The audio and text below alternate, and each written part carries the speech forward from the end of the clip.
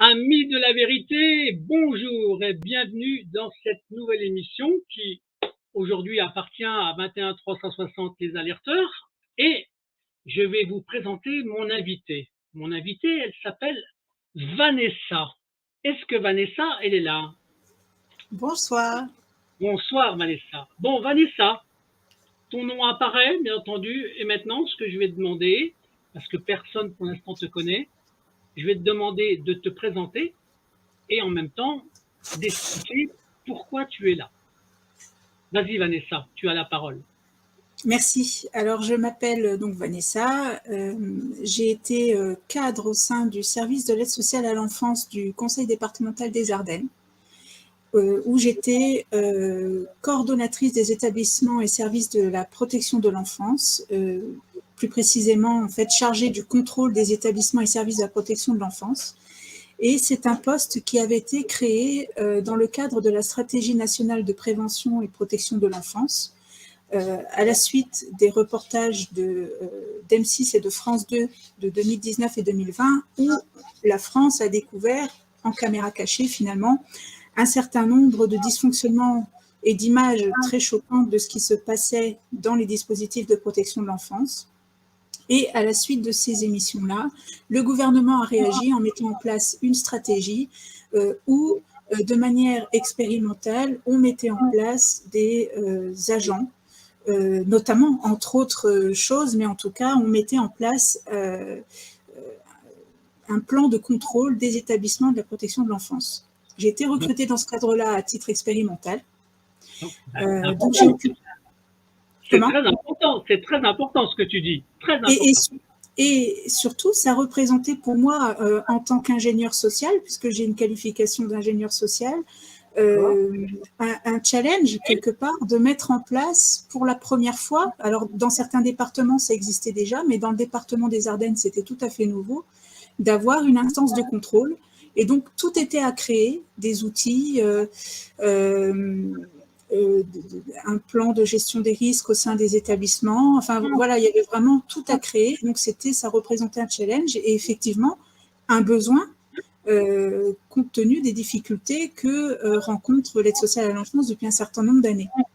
Donc j'ai occupé ce poste-là de juin 2021 à décembre 2022, donc c'est tout à fait récent. Donc là, attends, parce que là, quand tu dis jusqu'à décembre 2022, ça veut dire que tu n'as plus ce poste-là, en fait.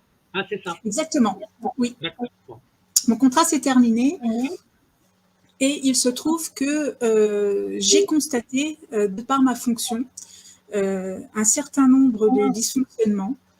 Et ce qui m'a amené en juin 2022 à déposer officiellement un signalement d'alerte auprès du président du conseil départemental des Ardennes pour lui signaler une défaillance en termes de pilotage de politique de protection de l'enfance, c'est-à-dire vraiment au niveau des hauts responsables de l'aide sociale à l'enfance, pour dénoncer effectivement aussi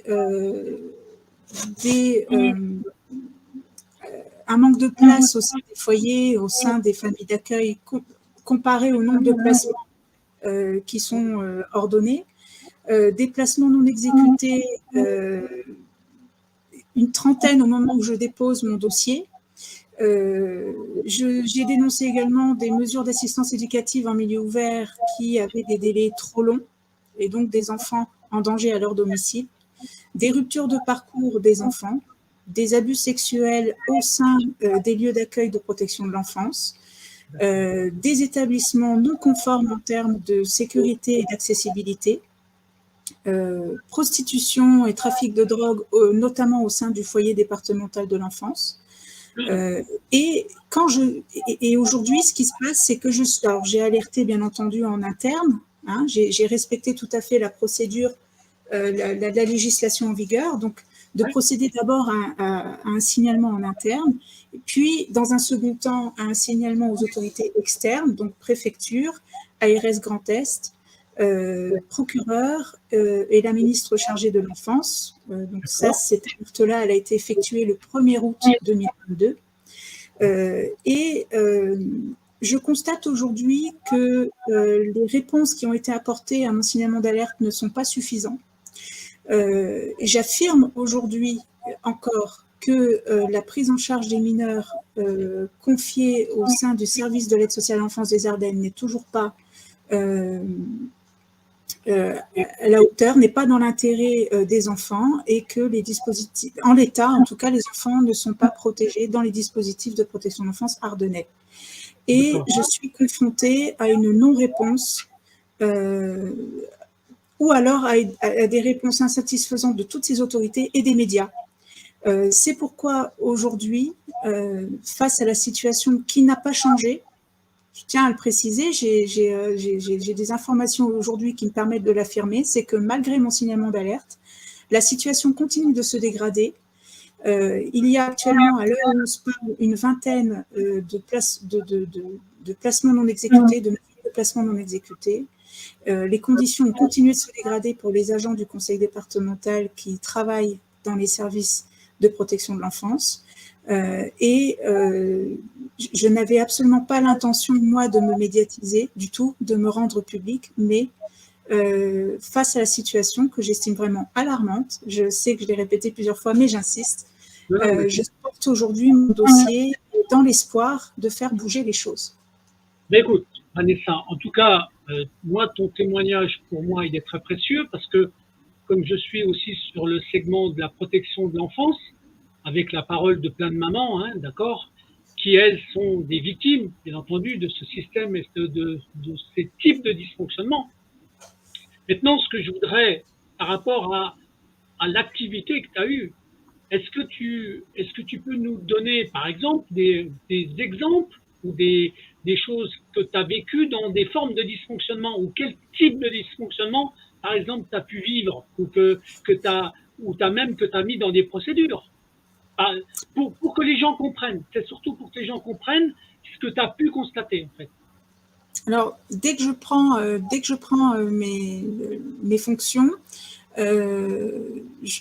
on me donne un certain nombre de tâches à effectuer qui tout de suite ne sont pas en lien avec le contrôle. C'est-à-dire que pendant plusieurs mois, de nombreux mois, j'ai pallié à des dysfonctionnements institutionnels, liés notamment à un poste vacant donc, du chef de service de l'aide sociale à l'enfance, vacant depuis 2 ans, par exemple. Donc, j'ai exercé pendant quelques mois, effectivement, des missions qui relèvent normalement du directeur de la protection de l'enfance. On me demandait, par exemple, de rédiger des rapports administratifs, alors notamment pour les commissions permanentes, pour les élus. On me demandait de faire des photocopies. On me demandait d'animer des réunions qui n'étaient pas nécessairement en lien avec ma fonction. Donc, en fait, dès lors qu'il s'agissait d'être dans l'évaluation des établissements, d'être dans du contrôle, j'ai été confrontée à, et je l'affirme aujourd'hui, à une obstruction à la mission de contrôle. Exactement. C'est-à-dire qu'on t'a donné à faire des tâches qui n'avaient rien à voir avec ta fonction. Exactement.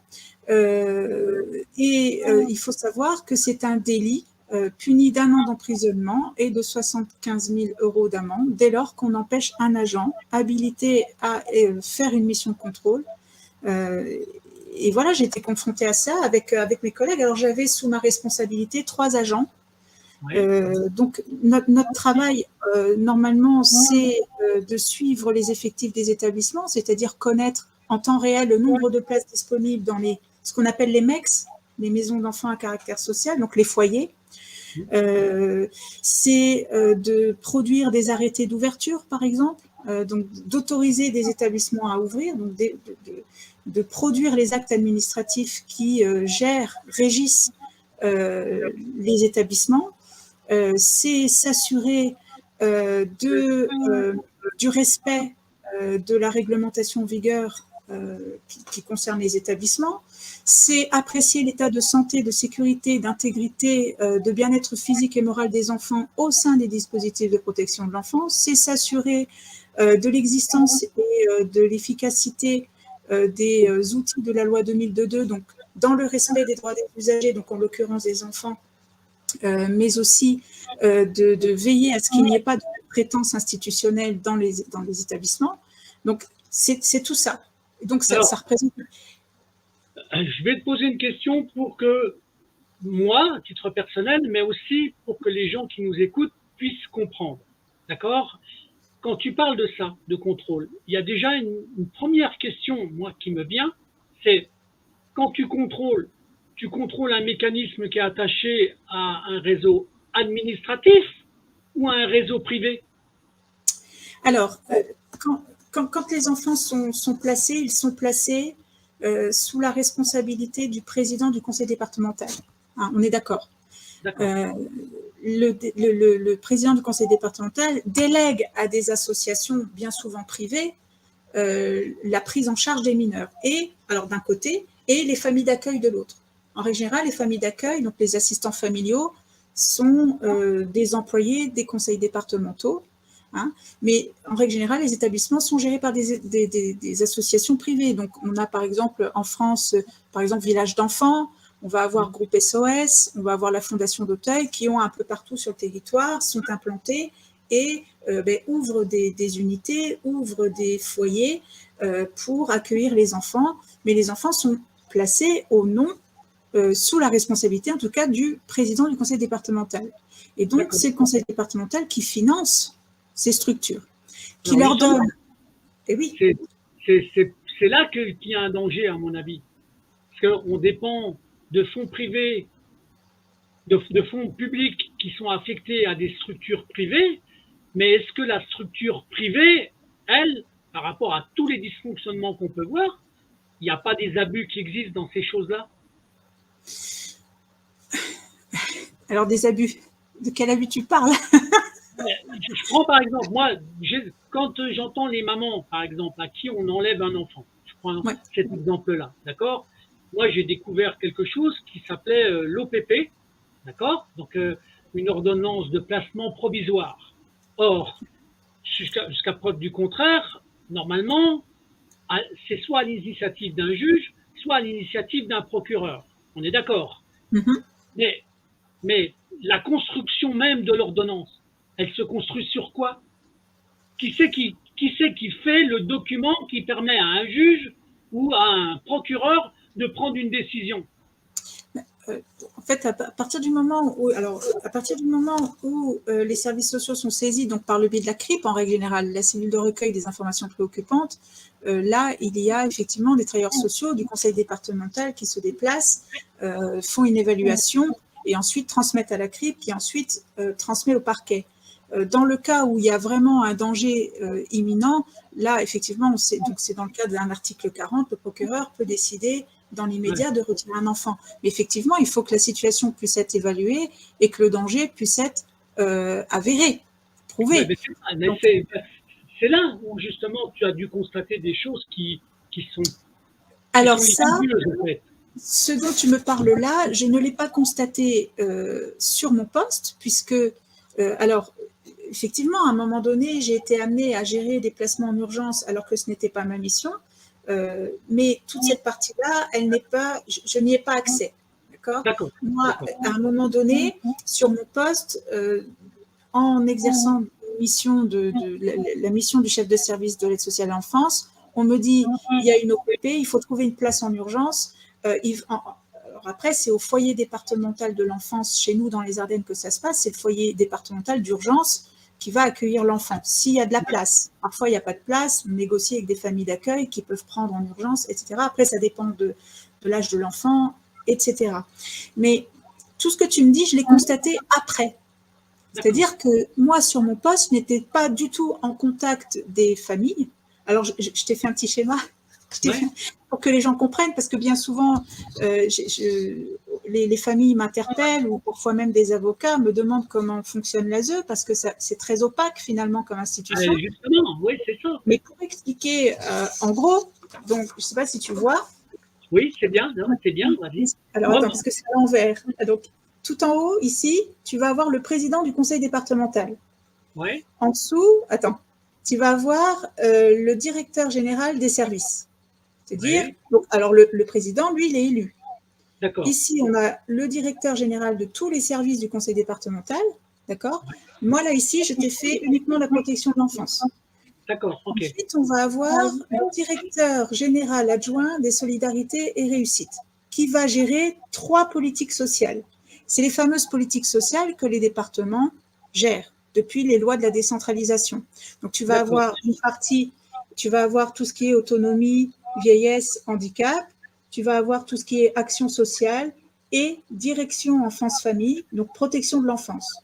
Ensuite, tu as le chef de service de l'aide sociale à l'enfance ou directeur de l'aide sociale à l'enfance qui est là, hop, ici. En règle générale, il a un adjoint, d'accord? Oui. Selon les départements, il peut y en avoir plusieurs. Moi, j'étais ici. Je ne sais pas si tu vois, j'ai fait un petit carré en… Moi, j'étais là. Et parfois, j'étais amenée à faire le travail ici du chef de service. D'accord. Là, le chef de service de l'aide sociale à l'enfance et son responsable gèrent la CRIP, les établissements, les familles d'accueil, tout ce qui est mineur non accompagné, adoption. D'accord ? Ça, ici, cet encadré-là, on va dire que c'est le siège, un peu comme une entreprise, tu vois. Ici, on a le siège, c'est ici que se définit la politique de protection de l'enfance. C'est ici qu'en gros, les décisions en centrale se prennent, mais ensuite, elles se déclinent sur le territoire. Alors, il faut savoir qu'en fonction des départements, les services d'aide sociale à l'enfance ne sont pas nécessairement les mêmes. Hein. Chaque département organise son service un peu comme il l'entend. Enfin, voilà, il n'y a pas d'obligation. La loi ne le cadre pas, donc chaque département est différent. Mais après, après on retrouve finalement après le même fonctionnement. D'accord. Alors, je vais te poser une petite question pour que, juste avant que tu continues là. Donc, oui. Quand tu dis CRIP, oui. le sigle CRIP, le sang, donc, parce que je voudrais que les gens absorbent toutes les appellations qu'il y a par sigle. Donc, alors, on en a parlé juste avant, c'est la cellule de recueil des informations préoccupantes, c'est-à-dire que c'est là que dès lors qu'un signalement quelque part est fait, que ce soit par l'école, que ce soit par un anonyme d'ailleurs, un voisin, etc., ça peut être un médecin aussi, peu importe, c'est là que l'information arrive et à partir du moment où la CRIP, donc la cellule de recueil d'informations préoccupantes, reçoit une information de danger concernant des enfants, il y a toute une enquête qui se met en place avec des travailleurs sociaux qui vont aller à la rencontre de la famille et après ça, rendre compte, effectuer un rapport qui sera transmis au parquet. Ouais, bon. Donc, pour moi, c'est à partir de là qu'il y a un maillon qui est blessant. D'accord ? Je te le dis, par rapport à ce que moi, j'ai déjà, par rapport à des témoignages que j'ai. Oui. Ce volet-là, ce maillon-là, il est très difficile à gérer. Très, très difficile. Oui. Alors après, c'est là qu'effectivement, il peut y avoir une mesure d'AEMO, hein, voilà, les mesures d'aide à domicile, etc., qui vont plus ou moins se renforcer avec le temps. Et puis, effectivement, dans les cas les plus extrêmes où le danger est vraiment avéré, on a le placement. Alors après, les placements abusifs, on pourra en parler après, mais effectivement, voilà. Mais en tout cas, voilà. Ça, moi, je suis en centrale, je suis au siège de l'ASE. Et après, cette politique de la protection de l'enfance qui se décide en centrale, elle est déclinée, elle est appliquée sur les territoires. Alors, dans les Ardennes, alors, encore une fois, selon le département, ça ne va pas être forcément la même chose, mais dans les Ardennes, le territoire il est découpé en 4 et on va retrouver sur le territoire ce qu'on appelle alors des maisons des solidarités, ou alors je sais qu'elles ont parfois d'autres dénominations dans d'autres départements, mais en tout cas, c'est là où les familles sont censées être accompagnées proches de leur domicile. Tu vas avoir donc effectivement un cadre qui va gérer sur le territoire la fameuse MDS, Maison des Solidarités. Ensuite, on va avoir le cadre qui va être chargé de la mise en œuvre de la politique de protection de l'enfance. D'accord ? Ensuite, en règle générale, il a 1 ou 2 adjoints en fonction de la grosseur du territoire. Et ensuite, on a les éducateurs suivis de placement tout en bas. Et ça, c'est important pour les gens de le comprendre, pour les familles notamment, parce que quand l'éducateur suivi de placement, c'est lui qui a le rôle le plus important finalement pour l'enfant. Il est le garant du parcours de l'enfant. Alors, ils sont éducateurs, hein, généralement, ou ils peuvent être assistants sociaux de formation. Ils ont forcément un diplôme d'État et ils sont chargés de faire l'interface entre le juge, la famille et toutes les instances qui gravitent autour de l'enfant.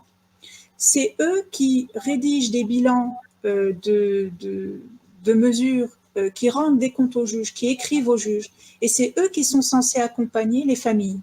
Ce qu'il faut bien comprendre, c'est que les éducateurs suivis de placement ont des fiches de poste qui sont pas adaptées par rapport à ce qui est leur demandé. Je m'explique. C'est-à-dire que les éducateurs suivis de placement, normalement, ils doivent accompagner la famille pour qu'elle puisse régler leurs problèmes. Le but du jeu, c'est que les familles récupèrent l'enfant. Normalement, c'est ça. La loi, c'est ce qu'elle dit. Le placement, il doit être temporaire. Il ne doit pas être définitif. Et une famille qui rencontre des difficultés, peu importe les difficultés, hein, mais le juge, normalement, dit on place votre enfant pour telle et telle difficulté.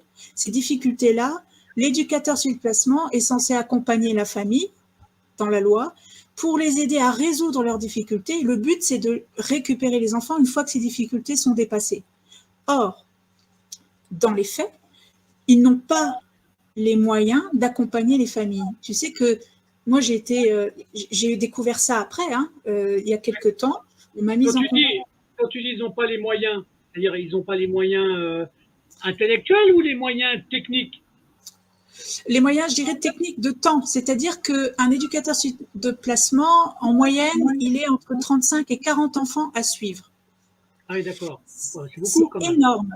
Donc, ça veut dire convoquer les parents, faire des entretiens réguliers avec les parents. Ça veut dire, quand il y a un problème avec l'école, faire des réunions avec l'école. Si l'enfant a un handicap, ils doivent aussi faire des réunions ou rencontrer les instances par rapport au handicap. Ils doivent faire les visites médiatisées, hein, quand il y a les fameux droits de visite.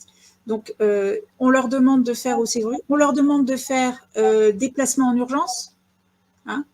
Donc, quand une fameuse OPP tombe, un éducateur, donc que ce soit à la maternité pour aller chercher un enfant, ou que ce soit à la sortie de l'école, ou voilà, ou à domicile pour aller chercher un enfant, le retirer à sa famille, ce sont eux aussi.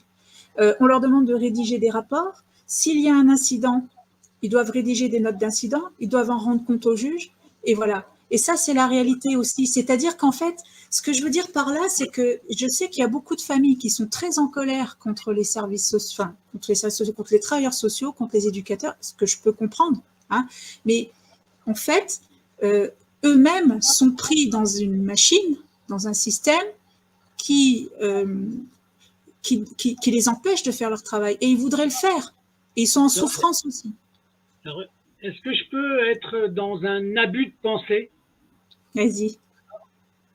Parce que moi, j'essaye de voir où la perversité elle peut aller à l'absolu. Ça veut dire que ce que tu appelles un éducateur, il doit avoir une formation. Il a une formation, il a une qualification. D'accord? Donc, imaginons que celui qui veut faire la formation de l'éducateur, derrière ce personnage-là, ça soit quelqu'un de pervers. Moi, j'étais moniteur de colonies de vacances. On contrôlait les moniteurs de colonies de vacances pour savoir justement qui avait intérêt à avoir les petits dans les enfants de colonies de vacances ou les grands. Et il y avait ce qu'on appelle des contrôles psychologiques de la personne. D'accord? Est-ce que ces gens-là, justement, il y a des contrôles? Parce que tu peux très bien tomber sur... c'est une suspicion que je fais. J'essaye d'amener une clé de possible à des déviances, à des perversités qui sont attachées justement à ces éducateurs. Est-ce qu'ils sont vraiment contrôlés, ces gens-là, dans leur vie? Est-ce que ce sont des pères de famille? Est-ce qu'ils sont bien mariés? Est-ce que ce sont des homosexuels? Est-ce que ce sont des pédophiles? Est-ce qu'ils sont contrôlés? Alors, pas à ma connaissance. Normalement, c'est-à-dire que c'est pas aussi simple que ça. Moi, ce que je dirais, c'est que c'est l'institution qui est perverse. C'est-à-dire que, et ça, c'est pas propre aux Ardennes. Hein. Ce que je dis là, c'est-à-dire que Je l'ai constaté, alors déjà parce qu'il y a suffisamment de personnes aujourd'hui qui en parlent, hein, que ce soit des psychologues, que ce soit des avocats aussi qui témoignent, ou des professionnels qui ont été victimes de harcèlement, etc. C'est pour moi, le dispositif de protection de l'enfance, cette administration-là, est fondée sur de la manipulation perverse. Et j'ai connu des éducateurs, j'ai connu et j'ai aussi parfois été témoin d'éducateurs suivis de placement qui faisaient très bien leur travail, qui étaient vraiment dans une logique d'accompagner les parents et parfois de préconiser des retours à domicile à qui, alors parce que c'est ce que je te montrais là et c'était important de le faire. Ouais. Il a une hiérarchie et quand il fait un rapport au juge, il doit soumettre à sa hiérarchie ses conclusions. Et, oui, si ça ne convient pas à la hiérarchie, le cadre peut modifier la conclusion. Et moi, j'ai été témoin et j'ai aussi vu ça. J'ai vu des éducateurs suivi de placement qui préconisaient un retour à domicile, mais son cadre, sa hiérarchie le refusait, mettait une conclusion contraire. Et oui, je pense, parce que j'ai essayé de comprendre moi aussi, oui.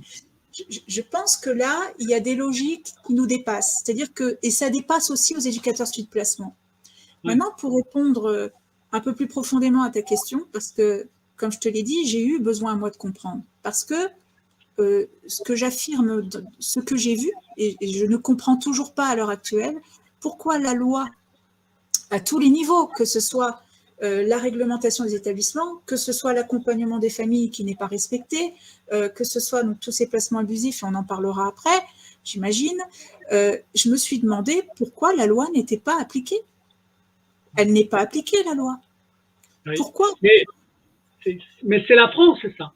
La France, dans plein de domaines, n'applique plus les lois. Alors, pour moi, concernant l'aide sociale à l'enfance, il y a j'ai identifié en tout cas, trois motifs. La première, elle est purement idéologique. En fait, ce qui se passe, c'est qu'on a... Mais là, pour le coup, je pense que ce n'est pas nécessairement la faute des départements. Je pense que le premier responsable, c'est l'État. Parce que le dispositif de protection de l'enfance tel qu'on le connaît, c'est construit sur des bases, et ça va te parler, notamment par rapport à Marion Sigaud. Il faut savoir que le travail social tel qu'on connaît aujourd'hui, le dispositif de protection de l'enfance tel qu'on le connaît aujourd'hui, tire finalement son origine de l'hôpital général. Ah ben voilà. Donc, et là, on invite les personnes qui nous écoutent à prendre connaissance des travaux de Marion Sigaud par rapport à l'hôpital général, qui était un lieu, tout simplement, c'était une institution pédocriminelle qui couvrait un vaste trafic d'enfants corrompus, de détournement de fonds, etc. Bon, eh bien, c'est là-dessus, c'est les bases, c'est les fondements de la politique de protection de l'enfance française d'aujourd'hui, puisque alors ça a été en deux temps. On a d'abord, effectivement, la première étape, c'est l'hôpital général, mais ensuite, au moment de la Révolution, l'enfant devient la priorité, quelque part, l'espoir de la République. L'éducation devient un enjeu de société et non plus seulement de la famille. Et là, les Lumières vont récupérer les bases, ces fondements-là, et construire une politique d'aide sociale publique, mais à partir de ce qui existait déjà. Et donc, finalement, c'est dans les gènes. C'est dans les gènes de l'institution. Le deuxième motif la deuxième raison, en tout cas, la cause que j'ai identifiée, c'est, et ça, on est nombreux à le dénoncer, financier. Hein, il y a une logique derrière de marchandisation, elle est indéniable. Et là aussi, c'est vrai que je me pose un certain nombre de questions. J'espère qu'on aura les réponses. En tout cas, je les pose, ces questions. Je me demande pourquoi une collectivité, un département dispose d'un numéro de sirène. Je me pose la question. Toi, je sais que tu as travaillé là-dessus. Je me demande pourquoi les départements font partie de la plateforme RSE. Non, mais alors, tu vois, là, quand tu dis ça, d'où la future émission que je vais avoir sur une web TV qui s'appelle Alliance du Peuple, donc, où j'ai une émission qui va apparaître à partir du mois d'avril qui s'appelle L'enfant, un business pas comme les autres, pour bien faire comprendre que l'enfant, c'est du business. D'accord? Oui. Alors, il y a les services sociaux, mais il y a tout le reste. Et tu verras que au fur et à mesure qu'on développe, au fur et à mesure qu'on a des enquêtes, qu'on a des recoupements, des recollements, on s'aperçoit que toutes les choses sont liées. Il y a un lien entre toutes les choses. Et donc, le dysfonctionnement que tu constates, il est attaché à des autres dysfonctionnements qu'il y a en amont ou en aval. Mais ça, c'est certain. Et c'est ça qu'il faut continuer de dénoncer. C'est pour ça que je suis content qu'aujourd'hui, toi, tu nous parles déjà de ce que tu constates, de ce que tu as constaté, ce que tu as vu dans ton activité, qui ne fait que compléter des maillons qu'on a déjà découverts. Mais l'ASE, nous, on en entend parler partout en France, d'accord? On entend parler de plein de dysfonctionnements. Encore faut-il avoir des personnes qui, au sein même de l'ASE, soient capables de les exprimer. Et par rapport à ce qu'ils ont constaté. Donc voilà, continue, je t'ai coupé la parole. Et la dernière cause, pour moi, elle est moins évidente et je pense qu'il est réellement là l'enjeu, ce sont les trafics d'enfants, alors trafic sexuel. Et ça, alors je ne parle pas encore une fois spécifiquement des Ardennes, mais il y a, et ça existe et on le sait, il y a suffisamment de témoignages aujourd'hui, un trafic, à mon avis, à grande échelle, d'enfants. Et on le sait, les enfants disparus, etc. Alors moi, par rapport à ça, là où je me questionne vraiment, c'est par rapport aux fugues. Alors, j'ai été témoin à plusieurs reprises sur mon poste de mineurs en fugue qu'on ne recherche pas, qu'on ne déclare pas. Alors, dans les Ardennes, par exemple, c'est vrai que c'est assez incroyable. On a un protocole départemental de fugue qui date de 2014, où les différents établissements et même les familles d'accueil sont censés déclarer les fugues. Alors, elles le font, globalement, elles le font auprès des services de police. Et encore que, parce que j'ai été amenée à déposer plainte en même temps que le dépôt de mon signalement d'alerte en juin 2022. Et j'ai reçu, en discutant avec des policiers, des confidences de leur part, me disant que, bon, ils ne sont pas toujours alertés non plus, hein, lorsque les enfants sont en fugue. Et alors, ils m'ont même raconté que quand ils trouvent un enfant dans la rue qui est en fugue et qu'il s'agit de les emmener, de les ramener dans le foyer où ils sont, parfois ils refusent. Hein. Des mineurs qui, quand ils sont ramassés par la police, supplient la police de ne pas les ramener dans le foyer. Alors, parfois préféreraient qu'ils les ramènent à leur domicile. Et là encore, je me souviens notamment d'un policier qui était cadre, qui m'a dit parfois ils préfèrent se prendre une mandale à domicile de parents maltraitants que de retourner au foyer, tellement les conditions de prise en charge sont difficiles. Alors, ça rejoint, écoute bien ce que je vais te dire, parce que je ne peux pas publier tout ce que j'ai, d'accord? Mais ce que je trouve terrible, c'est justement l'entretien de certains enfants qui sont captés en audio pour voir ce qu'ils racontent. Tu as des enfants, comme tu dis, au lieu de, quand ils demandent de ne pas retourner dans un foyer, de ne pas retourner là où ils sont, le gamin, il préfère même mourir. Oui. Quand tu entends ça en audio ou en vidéo, mais tu dis, mais on est dans quel monde? Quel monde on est? J'ai en ma possession, parce que bien évidemment, j'ai fait des sauvegardes de tous les documents que j'ai eus entre les mains. Et voilà, et j'ai fait des sauvegardes aussi de mes boîtes mail avant de partir.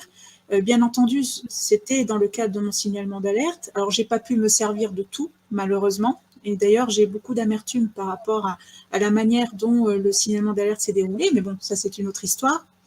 Mais on ne sait pas en temps réel, combien il y a de fugueurs, par exemple. En centrale, personne. C'est-à-dire que si là, tout de suite, on demande au président du conseil départemental combien, parmi les enfants qu'il a sous sa responsabilité, sont en fugue, on est incapable de le dire. Incapable. Mais tu sais pourquoi on est incapable? Est-ce que tu sais que à partir du moment où tu ne peux pas sortir de chiffres, ils se protègent eux-mêmes?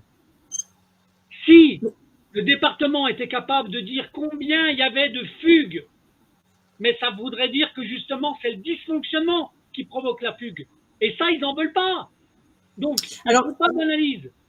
Écoute, tu sais, la semaine dernière, on m'a livré un témoignage d'une jeune fille qui était en fugue. Donc là, pour le coup, dans le département des Ardennes, c'est quelque chose, c'est un témoignage que j'ai recueilli par chez moi.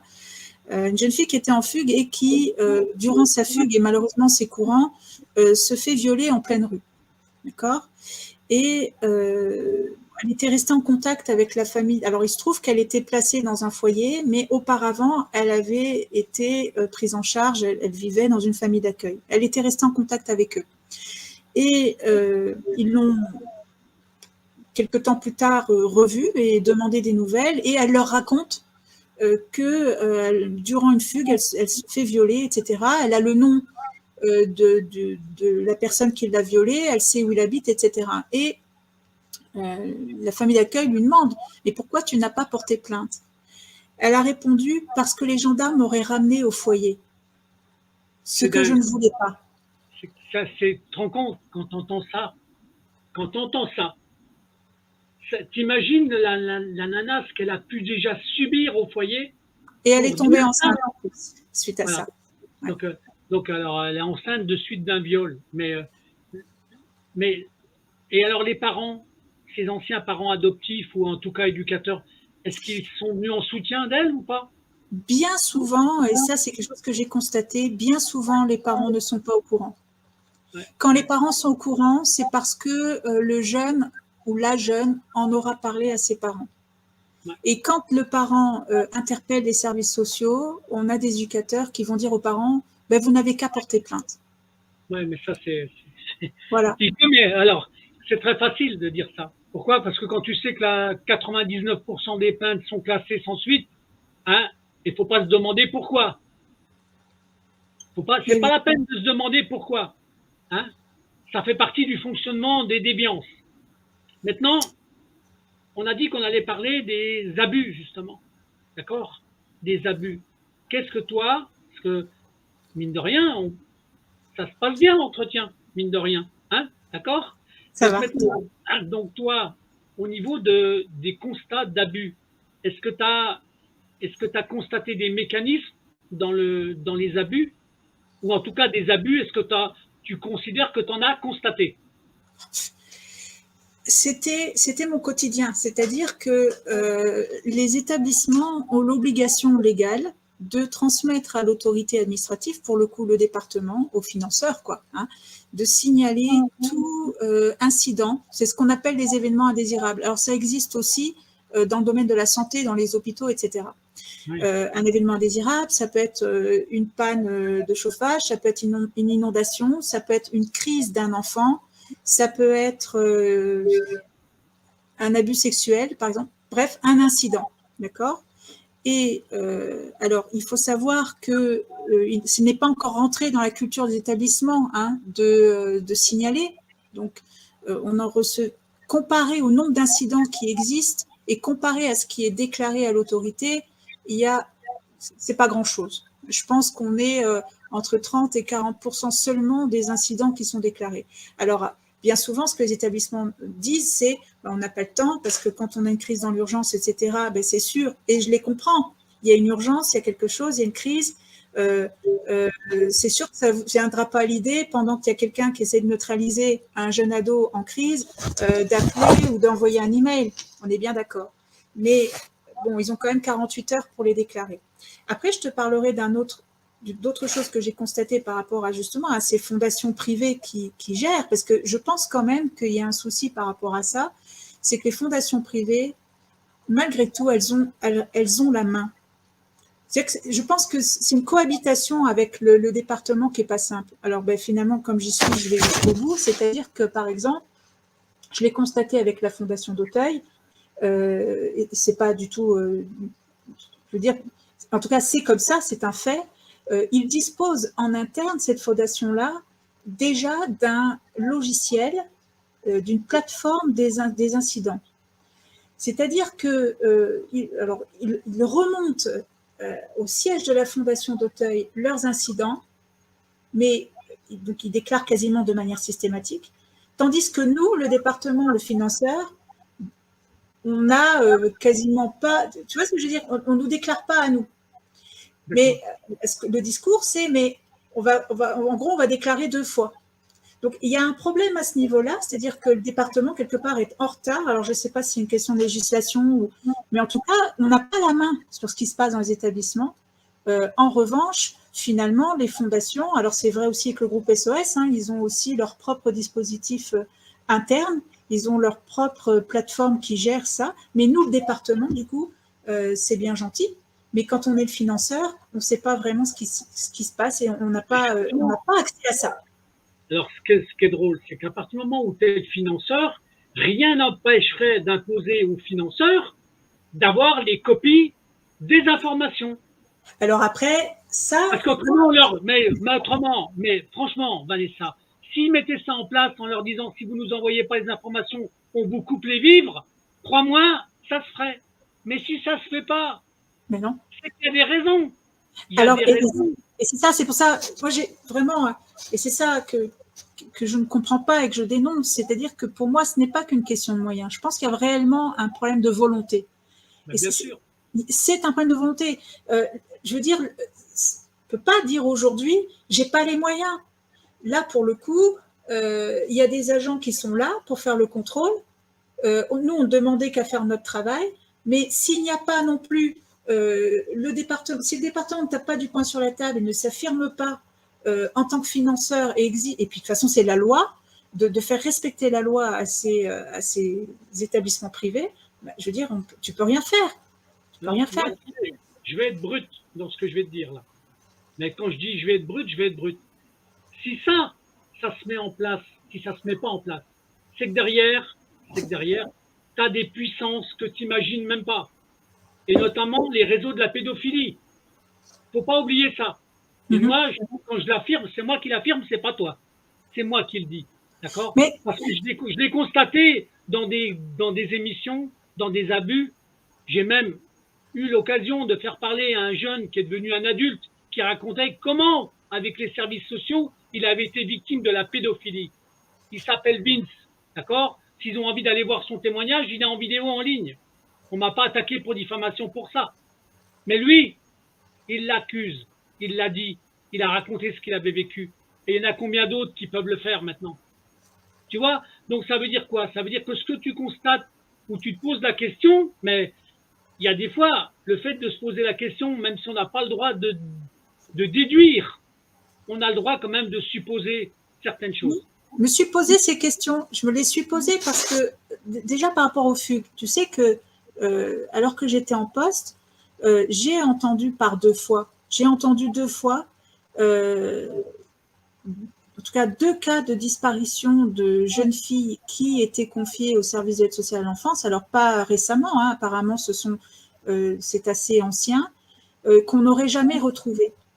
Et je me souviens d'une réunion à laquelle j'ai assisté où une collègue cadre avait même dit, je ne serais pas étonnée, concernant l'une des 2, je ne serais pas étonnée qu'on la retrouve dans un bois.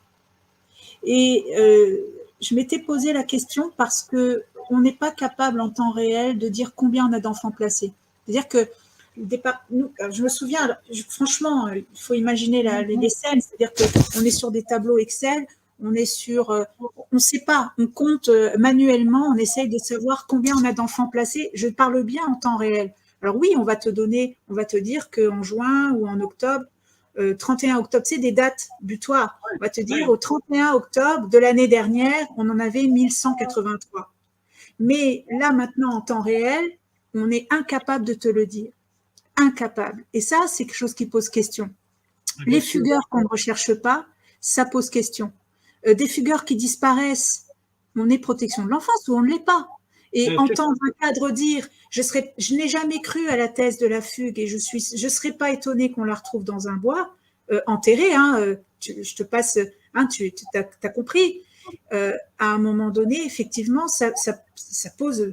Mais bien sûr, je me suis posé cette question et je me la suis d'autant plus posée que le département des Ardennes est tristement connu aussi pour avoir un certain Michel Fourniret, et que son fils a déclaré, bon, on le sait, en tout cas, il n'agissait pas seul, et qu'il, sans mauvais jeu de mots, fournissait un réseau. Alors, attention, je ne suis pas en train de dire, je suis pas en train d'affirmer, voilà, mais voilà, je me suis posé la question. Vanessa, ça s'appelle des recoupements et des recollements. Mais oui. D'accord ? Parce qu'il y a un moment donné, quand tu es obligé de faire des liens avec certaines choses que tu apprends à côté. Ça me paraît évident. Mais tu vois, quand j'ai entendu parler de cette jeune fille qui avait disparu, je suis remontée dans les archives. Hein, j'ai cherché dans les dossiers que j'avais dans mon bureau. Il y avait une vingtaine d'années d'archives non classées. Bon, j'ai cherché, mais il n'y a pas de déclaration de fugue. Aucun moyen de vérifier. Je suis allée plusieurs fois au commissariat. Il y a des affiches, tu sais, d'enfants disparus. Alors parfois depuis très très longtemps qu'on n'a jamais retrouvé. Alors je n'étais pas forcément allée au commissariat pour aller voir, mais en passant là-bas, j'ai regardé par curiosité. Je n'ai pas trouvé les informations. J'ai cherché sur les réseaux sociaux, j'ai cherché sur etc. Je ne sais pas qui sont ces enfants et où ils sont. Je ne sais pas. Il n'y a pas de déclaration de fugue. Et s'il n'y a pas de famille derrière qui réclame, ou alors si elles ne sont pas entendues, parce que c'est possible aussi, je suis voilà. Mais oui, je me suis posé la question et j'ai cherché, je n'ai pas eu de réponse. J'ai eu aucun moyen. Et ça me pose question. On est dispositif de protection de l'enfance. Je n'ai aucun moyen de savoir en temps réel combien j'ai de fugueurs et surtout, si je veux remonter dans le passé, il n'y a pas eu de déclaration de fugue. Je ne sais pas qu'un enfant a disparu et n'est jamais revenu. Pour moi, toi, tout ce que tu dis là, ça ne fait que confirmer des choses que je pense ou des choses que j'ai constatées. D'accord ? Si tu n'as pas les pièces ou comment dirais-je, les actes qui permettent d'amener cette vraie protection-là, c'est que ça sert à quelque chose. Mm-hmm. Ce n'est pas fait innocemment. Donc j'accuse, moi, ces systèmes-là de perversion et d'entretien de la pédophilie ou de la sexualité des enfants. Alors, il y a ça, mais il y a aussi, à mon sens, vraiment une volonté délibérée de l'État de détruire l'enfance et la famille. C'est-à-dire que, pour moi, il y a vraiment, en fait, il se joue sur plusieurs plans. Tu vois ce que je veux dire ? Il y a vraiment ça aussi qui se joue. Et par rapport aux travailleurs sociaux, ce n'est pas... alors, je suis ingénieure sociale, c'est pas pour prendre absolument la défense. Il faut bien comprendre que c'est de l'endoctrinement même dans la formation des travailleurs sociaux. Les travailleurs sociaux, ils souffrent, ils sont pas bien, ils ont conscience. Et ils se rendent pas compte. Tu sais, je vais te dire quelque chose, Christophe. Et alors, c'est drôle, oui et non, mais j'ai été mise en contact avec des familles victimes de placements abusifs ces derniers mois. Et bon, ben voilà, j'ai été effarée. Alors, franchement, j'avais constaté, j'ai été témoin de réunions avec des parents, où des parents étaient présents, où j'avais été quand même assez choquée de la manière dont les parents étaient traités. Ça, oui. Mais je n'imaginais pas, je ne savais pas, j'étais loin de m'imaginer qu'on était face à des rapports falsifiés, mensongers, alors, et en fait des placements sur lesquels, en fait, on n'est pas du tout sur des faits avérés de danger, mais sur des mouvements complètement idéologiques et sur des concepts scientifiques qui ne sont pas aujourd'hui qu'on peut remettre en question. Ben, tu sais, bon, normalement, on est appelé à se voir dans une réunion 21-360, les alerteurs, hein, d'accord ? Ça marche. Quand tu vas voir le nombre de mamans qui vont venir raconter le type d'abus, mais moi, dont un qui m'effare, c'est comment on peut enlever un enfant à une maman parce que la maman, elle aime trop son enfant. Non mais franchement, quand tu as ce genre de prétexte ou ce genre de déclaration, tu dis, mais là, on est dans la destruction de l'amour d'une maman par rapport à ses enfants. Hein. Et je ne pensais pas que c'était possible, mais j'ai eu un certain nombre et j'ai toujours d'ailleurs un certain nombre de rapports entre les mains qui C'est vrai, en fait, on ne peut pas le nier. De toute façon, on est de plus en plus, il y a énormément aujourd'hui de professionnels qui parlent de plus en plus de ça. Il y a énormément de collectifs qui existent, de plus en plus de parents qui le dénoncent. Récemment, on a aussi, je ne sais pas si tu le connais ce livre-là, mais Christine Serrada, super, je conseille vraiment aux gens de le lire. Pierre Verdier aussi. Le 2 mars, il est sorti le bouquin. Exactement. Pierre Verdier aussi qui le dénonce. On sait qu'on a un enfant sur 2 qui ne devrait pas être placé. Alors après, placement abusif, on a ce que tu viens de dire, c'est-à-dire on a des placements abusifs pour lesquels vraiment on parle d'abus dans le sens où le danger n'est pas avéré. Mais un placement abusif, ça va être aussi, selon la Cour européenne, ça va être un placement excessivement long. C'est-à-dire que normalement, le placement est censé être temporaire. Donc on peut effectivement considérer qu'un placement est abusif dès lors que l'enfant ne retourne pas dans sa famille. Il reste en fait jusqu'à sa majorité et ne retourne jamais dans sa famille. C'est un business en fait. Un autre critère pour déterminer qu'un placement est abusif, et tu sais, c'est important parce qu'on parle d'un enfant sur 2 qui est placé de manière abusive sur ces idéologies-là dont tu me parles. Mais si tu inclus les critères dont je suis en train de te parler, en réalité, ça serait bien plus. Autre critère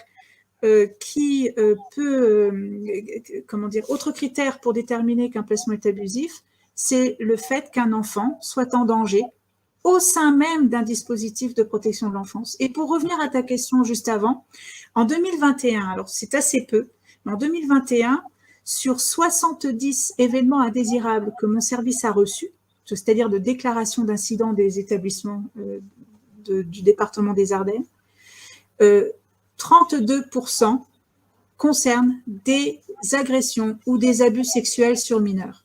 Ah voilà, bah, tu vois.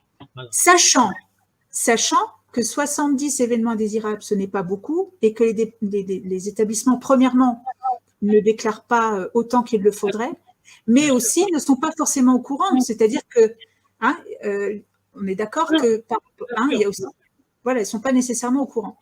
Donc, mais il faut, ça je l'ai constaté, ce sont mes chiffres, c'est mon analyse à moi de ce que j'ai reçu. J'ai 32% d'enfants qui ont été victimes d'agressions ou d'abus sexuels, alors avec, sans objet, tout ce que tu veux, que ce soit de l'attouchement jusqu'au viol. Donc, et je ne sais pas si tu as vu, mais il y a une étude qui est sortie là il y a quelques jours, je crois que c'était en Seine-Saint-Denis.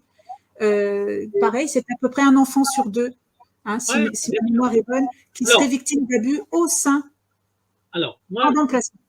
Voilà. Donc, ce qui est important et ce que tu fais avec moi comme émission par rapport à ce qui apparaît maintenant sur tous les réseaux sociaux, avec le nombre de mamans qui dénoncent, le nombre de professionnels, d'avocats, parce que je vais bientôt faire une émission dans la continuité de ce que tu avais fait avec un avocat qui va peut-être venir aussi au 21 360 alerteurs, d'accord? Il s'appelle Frédéric Fabre, je peux donner son nom, d'accord? Qui parle justement que c'est avec lui que je vais faire une émission, d'accord?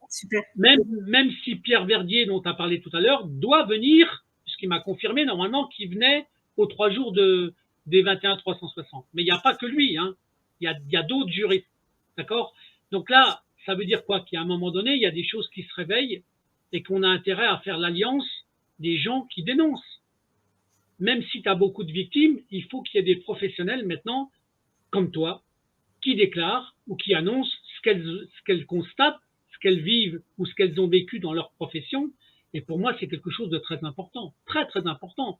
Et au fur et à mesure, la chance qu'on a, et je le répète, c'est la démultiplication des réseaux. C'est-à-dire que maintenant, ils ne peuvent plus empêcher les gens de parler ou de dénoncer, d'accord? Au même titre que les preuves, tu peux maintenant les numériser et les publier, tu vois? Et ça, c'était impensable il y a 20 ans, où tu cachais des pièces ou des preuves que tu ne pouvais pas communiquer. Maintenant, tout peut se communiquer. Et moi, avec ton témoignage d'aujourd'hui, avec les choses que tu nous dis, ça ne fait que compléter ce que des mamans dénoncent, en fait. C'est ça qui est important pour que les gens comprennent. Qu'est-ce que tu avais encore de plus pertinent encore à me dire dans ce que tu as constaté, en fait? Écoute, là, je pense qu'on a balayé le plus gros. Enfin, je pense que c'est un dispositif qui fonctionne de A à Z, c'est-à-dire que, et surtout, quand bien même les départements fonctionnent différemment, on retrouve systématiquement les mêmes procédés, quels que soient les départements. C'est pour ça que, et je pense, et je rejoins tout à fait le président du conseil départemental des Ardennes quand il met en cause l'État. Effectivement, je pense que l'État est responsable aussi de ça. Alors, par contre, je pense que les départements, à un moment donné, les enfants sont confiés au président du conseil départemental, c'est lui qui a la charge des mineurs. C'est à lui de s'assurer, de veiller, de les protéger. En revanche, dans le fonctionnement de cette institution-là, on retrouve exactement les mêmes procédés partout. Et pour moi, il y a vraiment une volonté de l'État de détruire l'enfance et la famille qui s'opère depuis le siècle des Lumières, qui ont repris les bases, en plus de ça, de l'hôpital général, qui est... voilà, donc, je veux dire, le fondement, il est pédocriminel, on ne va pas le dire autrement.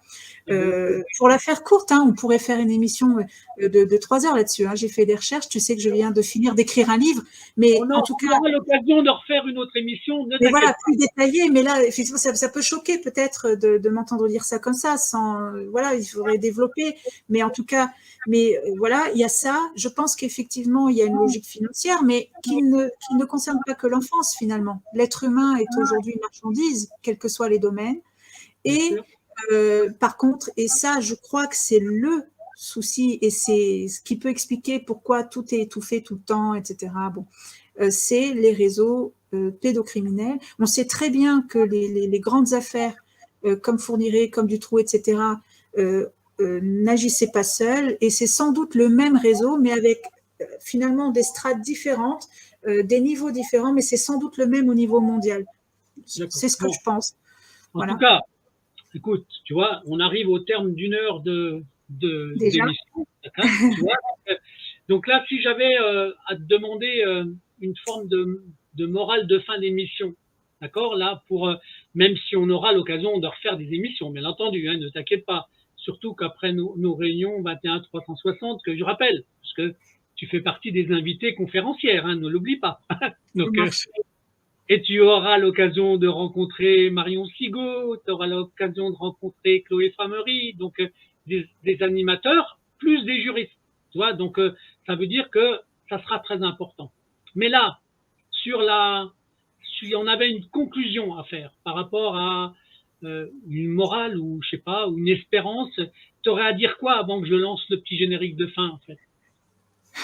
Alors, déjà, je souhaiterais vraiment rappeler, et c'est important pour moi et par rapport à ma procédure qui est en cours, c'est que je ne souhaitais pas me rendre public. Voilà, mais c'est trop important parce que les enfants, c'est notre avenir.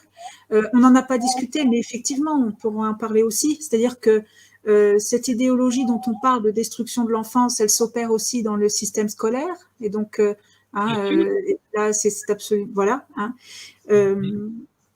Donc, je crois que l'heure est grave et que plus que jamais, il faut que le peuple reprenne sa souveraineté et défende ses enfants. Ça me fait penser, tu sais, à la Marche rouge. Je pense que tu l'as lu.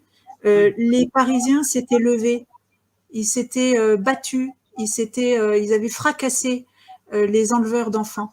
Et alors, j'appelle pas à ce qu'on, j'appelle pas à la violence, bien entendu. Mais je crois qu'il est temps que maintenant les Français se rendent compte que il est temps, en tout cas, d'agir maintenant, parce qu'on est en train de détruire l'humanité, on est en train de détruire l'enfance. Le dispositif de protection de l'enfance, quel que soit ce qu'on en pense, est défaillant à tous les niveaux. Il n'y a pas une instance qui n'est pas défaillante, il n'y a pas un aspect de la protection de l'enfance qui n'est pas défaillante. Et pour moi, c'est volontaire. Et je voudrais dire aussi que on n'est pas tout seul, on a un réseau, on est de plus en plus nombreux à s'élever. C'est ce qui aujourd'hui aussi me conforte dans ma prise de parole. Et je te remercie, Christophe, de me l'avoir donné.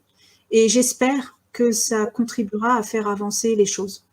Alors, justement, Tu vois, j'ai fait exprès de mettre une petite bannière en plus en dessous, d'accord?